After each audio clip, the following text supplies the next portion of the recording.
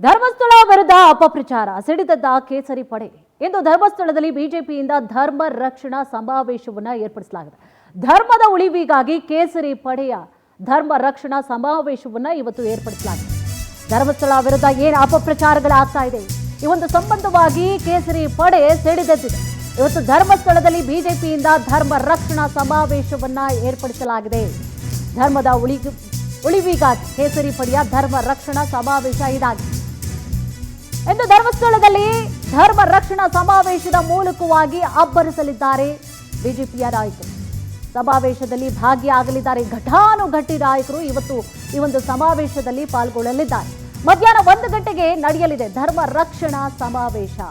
ಷಡ್ಯಂತ್ರದ ಹಿಂದಿರೋರ ಬಯಲಿಗೆಳಿಬೇಕು ಅಂತ ಹೇಳಿ ಎನ್ಐಎ ತನಿಖೆಗೆ ಈಗಾಗಲೇ ಬಿಜೆಪಿಯ ನಾಯಕರು ಒತ್ತಡವನ್ನ ಹಾಕ್ತಾ ಇದ್ದಾರೆ, ಒತ್ತಾಯವನ್ನ ಮಾಡ್ತಾ ಇದ್ದಾರೆ. ಬೆಳಗ್ಗೆ 10 ಗಂಟೆಗೆ ಬಿಜೆಪಿ ನಾಯಕರಿಂದ ಮಂಜುನಾಥ ಸ್ವಾಮಿ ದರ್ಶನವನ್ನ ಮೊದಲು ಪಡೆಯಲಾಗುತ್ತೆ. ಬಳಿಕವಾಗಿ ಧರ್ಮಾಧಿಕಾರಿ ವೀರೇಂದ್ರ ಹೆಗ್ಗಡೆ ಅವರ ಜೊತೆಯಲ್ಲಿ ಸಮಾಲೋಚನೆಯನ್ನ ನಡೆಸಲಾಗುತ್ತೆ.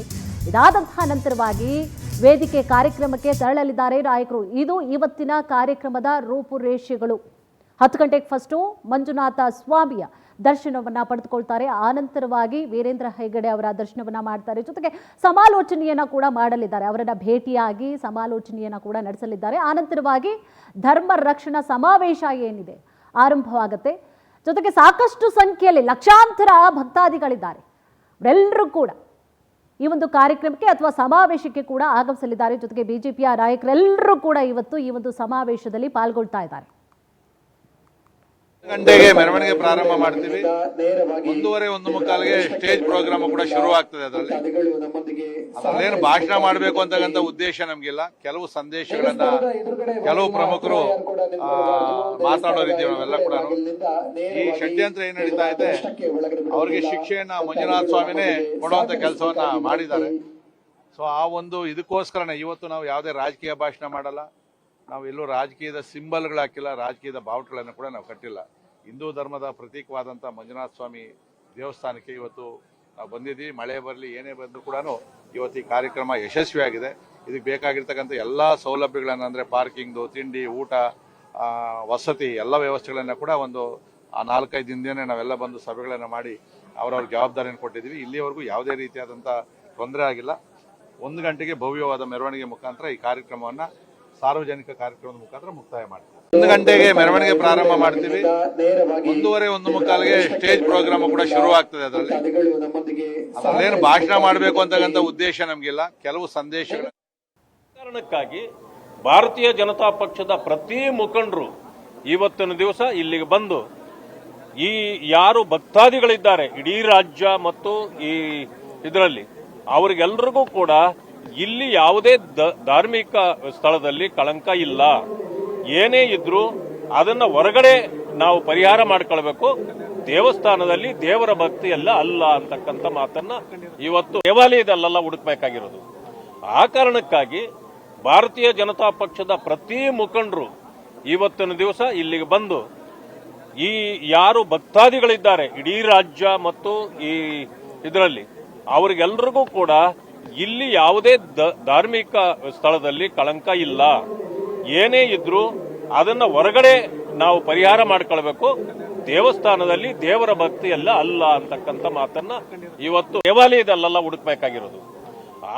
ಇದೇ ವಿಚಾರಕ್ಕೆ ಸಂಬಂಧಪಟ್ಟ ಹಾಗೆ ಹೆಚ್ಚಿನ ಡೀಟೇಲ್ಸ್ ಅನ್ನ ಕೂಡ ನೀಡ್ತಾ ಹೋಗ್ತಾರೆ ನಮ್ಮ ಪ್ರತಿನಿಧಿ ರೂಪೇಶ್. ಈಗಾಗಲೇ ಧರ್ಮಸ್ಥಳದಿಂದ ನಮ್ಮ ಜೊತೆ ಲೈವ್ ನಲ್ಲಿ ಜಾಯ್ನ್ ಆಗಿದ್ದಾರೆ. ಎಸ್, ಇವತ್ತು ನಡೆಯುವಂತಹ ಅಂದ್ರೆ ಬಿಜೆಪಿ ನಾಯಕರು ಏನು ಹಮ್ಮಿಕೊಂಡಿದ್ದಾರೆ ಧರ್ಮ ರಕ್ಷಣಾ ಸಮಾವೇಶದ ರೂಪುರೇಷೆಗಳು ಯಾವ ರೀತಿ ಆಗಿರುತ್ತೆ, ಜೊತೆಗೆ ಯಾರೆಲ್ಲ ಈ ಒಂದು ಸಮಾವೇಶದಲ್ಲಿ ಭಾಗಿಯಾಗ್ತಾ ಇದ್ದಾರೆ, ಏನಿದೆ ಡೀಟೇಲ್ಸ್ ರೂಪೇಶ್? ಇವತ್ತು ಧರ್ಮಸ್ಥಳದಲ್ಲಿ ದೊಡ್ಡ ಮಟ್ಟಿಗೆ ಧರ್ಮ ಸಂರಕ್ಷಣಾ ಯಾತ್ರೆಯನ್ನು ಹಮ್ಮಿಕೊಳ್ಳಲಾಗಿದೆ. ಬಿಜೆಪಿ ವತಿಯಿಂದ ಈ ಒಂದು ಸಮಾವೇಶ ಹಮ್ಮಿಕೊಳ್ಳಲಾಗಿದೆ. ಸಾಕಷ್ಟು ಜನ ಬಂದಿದ್ದಾರೆ. ಹೀಗಾಗಿ ಇಲ್ಲಿ ದೊಡ್ಡ ಮಟ್ಟಕ್ಕೆ 1 ಗಂಟೆಗೆ ಕಾರ್ಯಕ್ರಮ ಆಗುತ್ತೆ. ದೇವಸ್ಥಾನದ ಎಡಭಾಗದಲ್ಲಿರತಕ್ಕಂಥ ಪಾರ್ಕಿಂಗ್ ಸ್ಥಳದಲ್ಲಿ ಈ ಒಂದು ಕಾರ್ಯಕ್ರಮ ಆಗಿದೆ. ಹೀಗಾಗಿ ಧರ್ಮಸ್ಥಳ ದೇವಸ್ಥಾನ ಯಾಕಂದ್ರೆ ಬಿಜೆಪಿ ಕಾರ್ಯಕ್ರಮ ಸಾಕಷ್ಟು ಜನ ದೇವಸ್ಥಾನ ಮುಂಭಾಗ ಬಂದಿದ್ದಾರೆ. ಯಾಕಂದ್ರೆ ಮೊದಲಾಗಿ ಇಲ್ಲಿ ದೇವರ ದರ್ಶನವನ್ನು ಪಡ್ಕೊಳ್ಬೇಕು. ಅದಾದ ಬಳಿಕವಾಗಿ ಇಲ್ಲಿಗೆ ದೇವರ ದರ್ಶನ ಬಳಿಕವಾಗಿ ಇಲ್ಲಿ ಒಂದು ಅದಾದ ಬಳಿಕ ಸಂಕಲ್ಪವನ್ನು ಮಾಡ್ಕೊಳ್ಬೇಕು ಅಂತ ಹೇಳಿ. ಹೀಗಾಗಿ ಇದಾದ ಅದಾದ ಬಳಿಕ ಈಗ ಇದು ಇದ್ದಾರೆ. ಹೀಗಾಗಿ ನಮ್ಮೊಂದಿಗೆ ಮಾತಾಡ್ಲಿಕ್ಕೆ ಈಗ ದಕ್ಷಿಣ ಕನ್ನಡ ಜಿಲ್ಲಾ ಬಿಜೆಪಿ ಅಧ್ಯಕ್ಷರಿದ್ದಾರೆ. ಸರ್ ನಮಸ್ತೆ. ಸರ್, ಹೇಗಿರುತ್ತೆ ಸರ್ ಕಾರ್ಯಕ್ರಮ ಸ್ವರೂಪ ಇವತ್ತು ಇಡೀ ರಾಜ್ಯದಾದ್ಯಂತ ಮತ್ತು ಜಿಲ್ಲೆಯಿಂದ ದೊಡ್ಡ ಸಂಖ್ಯೆಯಲ್ಲಿ ಧರ್ಮಸ್ಥಳ ಕ್ಷೇತ್ರಕ್ಕೆ ಬರ್ತಾರೆ. ಅತ್ಯಂತ ವ್ಯವಸ್ಥಿತವಾಗಿ ನಾವು ಏನು ಯೋಚನೆ ಮಾಡ್ಕೊಂಡಿದ್ದೇವೆ ಅದೇ ರೀತಿ ಕಾರ್ಯಕ್ರಮ ಅತ್ಯಂತ ಯಶಸ್ವಿಯಾಗಿ ಆಗ್ತದೆ. ಜನ ಎಷ್ಟು ಎಕ್ಸ್ಪೆಕ್ಟೇಷನ್ ಇದೆ? ಬಂದವರಿಗೆ ವ್ಯವಸ್ಥೆಗಳು ಹೇಗಿರುತ್ತೆ? 50,000ಕ್ಕಿಂತ ಜಾಸ್ತಿ ಜನ ಬರ್ತಾರೆ.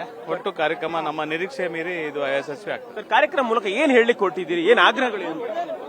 ನಮ್ಮ ಹಿರಿಯರು ಏನು ಹೇಳಬೇಕು ಅದನ್ನೆಲ್ಲ ಹೇಳ್ತಾರೆ, ಇವತ್ತು ವೇದಿಕೆಯಲ್ಲಿ ಹೇಳ್ತಾರೆ. ನಮ್ಮ ಏನು ಈ ಪುಣ್ಯಕ್ಷೇತ್ರ ಉಳಿಬೇಕು ಅದರ ಬಗ್ಗೆ ಹೇಳ್ತಾರೆ.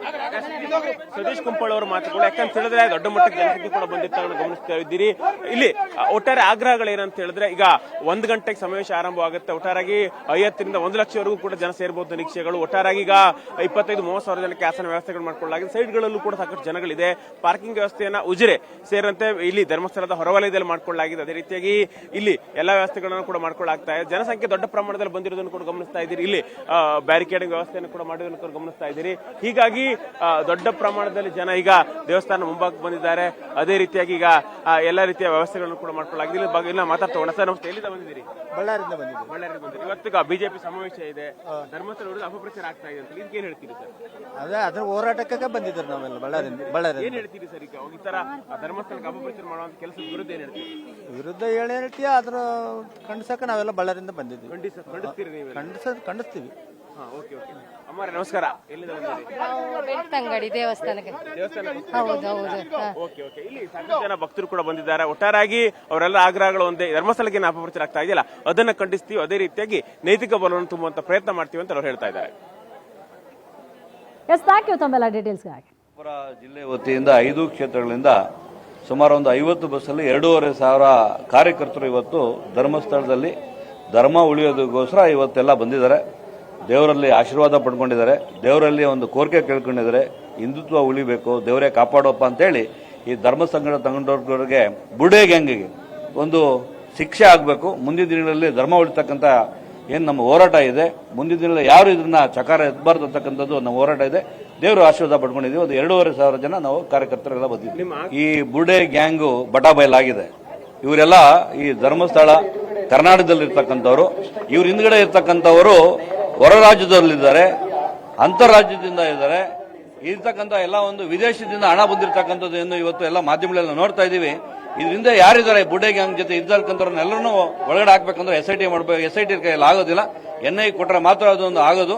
ಅದರಿಂದ ನಮ್ಮ ಆಗ್ರಹ NIA ಕೊಡಬೇಕು. ಮುಂದಿನ ದಿನಗಳಲ್ಲಿ ಹಿಂದುತ್ವ ಉಳಿಸೋದಕ್ಕೆ ದೊಡ್ಡ ಮಟ್ಟಕ್ಕೆ ತನಿಖೆ ಆಗಬೇಕಂತ ನಮ್ಮ ಆಗ್ರಹ ಇದೆ. ಚಿಕ್ಕಬಳ್ಳಾಪುರ